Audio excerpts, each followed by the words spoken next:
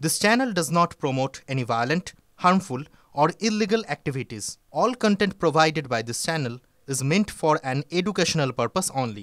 এই মুহূর্তে আরো একটা বড় খবরে নজর রাখতে হচ্ছে।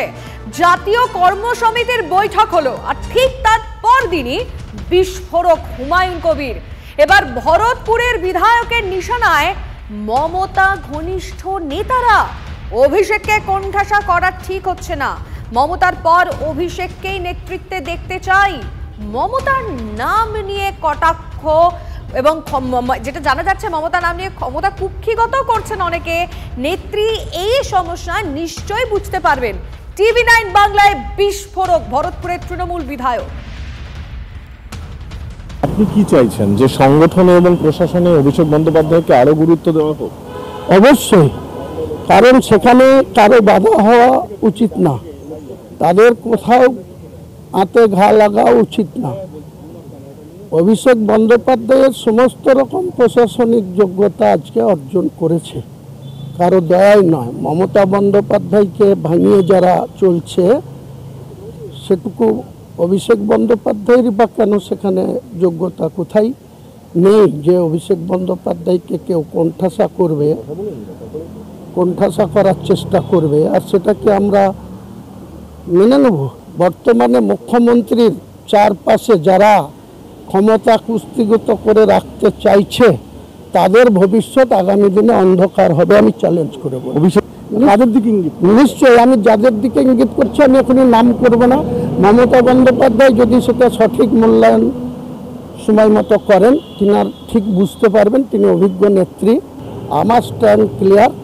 নেক্সট ইলেকশনে অভিষেক বন্দ্যোপাধ্যায়কে সামনে রেখেই মুর্শিদাবাদ জেলায় হুমায়ুন কবিরের সঙ্গে ভোট পার্সেন্টেজ আছে না অন্য কারোর সঙ্গে আছে সেটার প্রমাণ হুমায়ুন কবির নেক্সট ইলেকশনে দেবে। কথা বলবো আমাদের প্রতিনিধি সৌরভ গুহ এই বিষয়ে সরাসরি রয়েছেন কথা বলার জন্য। সৌরভ, এর আগে পুলিশ মন্ত্রী নিয়ে কম কন্ট্রোভার্সি হয়নি, আমরা দেখেছি। আর এর জল কতদূর গেছে? জাতীয় কর্মসমিতির বৈঠক হলো যেখানে দলের ঐক্য মানে সংগঠন মজবুত করার কথা হচ্ছে, যেখানে সবাইকে একসাথে মিলে বিষয়ে কাজ হচ্ছে। তার পরের দিনে এরকম একটা বিতর্কিত মন্তব্য প্রকাশ্যে বলছেন, এর কারণটা ঠিক কি? কি ইঙ্গিত দিতে চাইছেন বলতো? লিমা, তোমার প্রশ্নের উত্তরে তো যাওয়ার আগে আমি একটা কথা কিন্তু বলতে চাই যে মমতা বন্দ্যোপাধ্যায়কে কিন্তু হুমায়ুন কবির কোনো কটাক্ষ করেননি। তার নিশানায় কারা?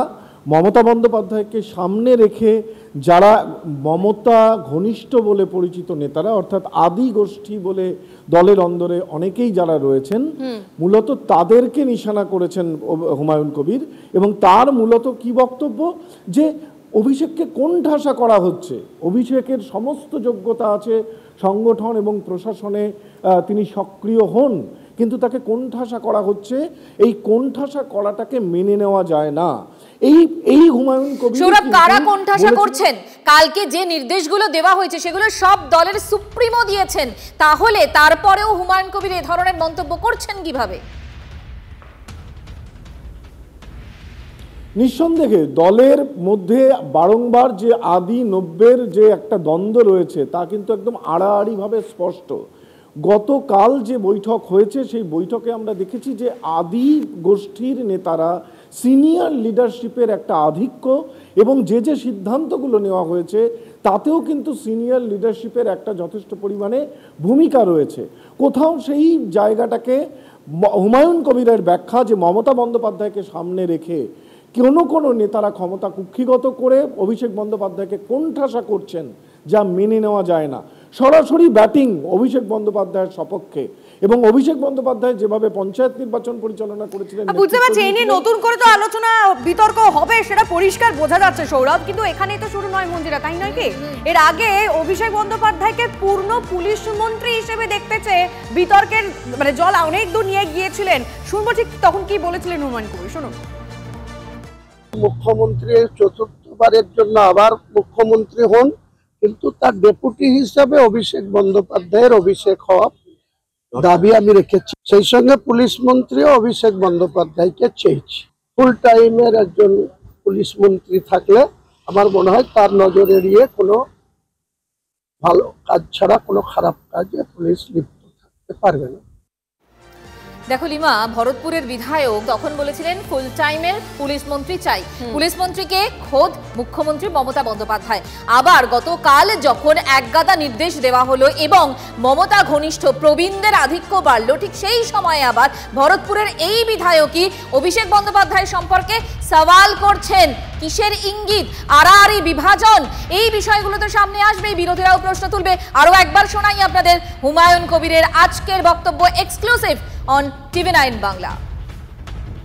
চাইছেন যে সংগঠনে এবং প্রশাসনে অভিষেক বন্দ্যোপাধ্যায়কে আরো গুরুত্ব দেওয়া হোক? অবশ্যই, কারণ সেখানে কারো বাধা হওয়া উচিত না, তাদের কোথাও হাতে ঘা লাগা উচিত না। অভিষেক বন্দ্যোপাধ্যায়ের সমস্ত রকম প্রশাসনিক যোগ্যতা আজকে অর্জন করেছে, কারো দয়াই নয়। মমতা বন্দ্যোপাধ্যায়কে ভাঙিয়ে যারা চলছে, সেটুকু অভিষেক বন্দ্যোপাধ্যায়ের বা কেন সেখানে যোগ্যতা কোথায় নেই যে অভিষেক বন্দ্যোপাধ্যায়কে কেউ কোণঠাসা করবে, কোণঠাসা করার চেষ্টা করবে, আর সেটাকে আমরা মেনে নেব। বর্তমানে মুখ্যমন্ত্রীর চারপাশে যারা ক্ষমতা কুস্তিগত করে রাখতে চাইছে, তাদের ভবিষ্যৎ আগামী দিনে অন্ধকার হবে, আমি চ্যালেঞ্জ করে বলবো। অভিষেক তাদের দিকে ইঙ্গিত? নিশ্চয়ই, আমি যাদের দিকে ইঙ্গিত করছি আমি এখনই নাম করব না। মমতা বন্দ্যোপাধ্যায় যদি সেটা সঠিক মূল্যায়ন সময় মতো করেন, তিনার ঠিক বুঝতে পারবেন, তিনি অভিজ্ঞ নেত্রী। আমার স্ট্যান্ড ক্লিয়ার, নেক্সট ইলেকশনে অভিষেক বন্দ্যোপাধ্যায়কে সামনে রেখেই মুর্শিদাবাদ জেলায় হুমায়ুন কবিরের সঙ্গে ভোট পার্সেন্টেজ আছে না অন্য কারোর সঙ্গে আছে, সেটার প্রমাণ হুমায়ুন কবির নেক্সট ইলেকশনে দেবে। সিপিএম নেতা সুজন চক্রবর্তীর সঙ্গে আমরা এই মুহূর্তে সরাসরি যোগাযোগ করেছি। সুজন বাবু, আপনি শুনলেন হুমায়ুন কবির আজকে আবারও বিস্ফোরক। এর আগে অভিষেক বন্দ্যোপাধ্যায়কে পূর্ণ পুলিশ মন্ত্রী দেখতে চেয়েছেন, আর এবার বলছেন অভিষেক বন্দ্যোপাধ্যায়কে কোণঠাসা করা হচ্ছে। কিভাবে দেখছেন তার এই বক্তব্যকে? তৃণমূল কংগ্রেস তার আবার শৃঙ্খলা, কিন্তু হাস্যকর ব্যাপার না?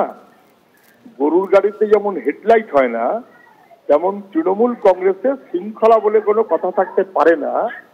লুট, দুর্নীতি, তন্ত্র, এটা বাদ দিয়ে কখনো তৃণমূল কংগ্রেস হয় না। এটা না বোঝার কি আছে? এটা না বোঝার কিছু নেই। সেই কারণে আমি এটা কোনো মানেই বুঝি না, এটা কোনো মানে আছে বলে আমার মনেই হয় না। কিন্তু গতকাল তো যেটা কি শৃঙ্খলা করলো, এর আগে শৃঙ্খলা রক্ষা কমিটির চেয়ারম্যান ছিলেন পার্থ চ্যাটার্জি, উনি এখন জেলে আছেন। তৃণমূলের শৃঙ্খলা রক্ষা এরকম, তৃণমূলের কালকে শৃঙ্খলা রক্ষা 3টে কমিটি করেছে।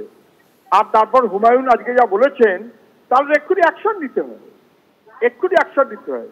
ও বলছে ভাইপোকে কোণঠাসা করা হয়েছে এবং এটা উনি বরদাস্ত করতে পারবেন না, এটা উনি চ্যালেঞ্জ দিচ্ছেন, ইত্যাদি ইত্যাদি। ফলে কার্যত শৃঙ্খলা বলে যদি কোনো শব্দ থাকে, সেটা যে তৃণমূলে নেই, 3টে কমিটি করে বরঞ্চ সেটা আরো স্পষ্ট করে দেবে। কারণ হুমায়ুন কবিরের কেশাগ্র স্পর্শ করার হিম্মত তৃণমূল নেতাদের নেই। বেশ, অনেক ধন্যবাদ আপনাকে। এই মুহূর্তে আমাদের সঙ্গে রয়েছেন বিজেপি নেতা জগন্নাথ চট্টোপাধ্যায়। জগন্নাথবাবু, মঞ্জিরা কথা বলছিলাম, সুজনবাবু এক্ষুনি বলছিলেন যে যা করেছেন তাতে এক্ষুনি পদক্ষেপ করা উচিত। আমরা দেখলাম কালকের মিটিংয়ে সুখেন্দু শেখর রায়কে ডাকা হয়নি। চন্দ্রিমা ভট্টাচার্য পরিষ্কার বললেন যে তিনি দলের নিয়ম মেনে চলেননি, তাই ব্যবস্থা নেওয়া হচ্ছে। হুমায়ুন আজকে এটা কি বলছেন? তিনি বলছেন যে অভিষেক বন্দ্যোপাধ্যায়কে কোণঠাসা করা হচ্ছে। কারা কোণঠাসা করছে, কেনই বা করছে? কালকে তো যা নির্দেশ দিলেন সেটা দলের সুপ্রিমো দিলেন, তাহলে এবার কি ব্যবস্থা নিতে হবে তৃণমূল কংগ্রেসকে? এক প্রশ্ন।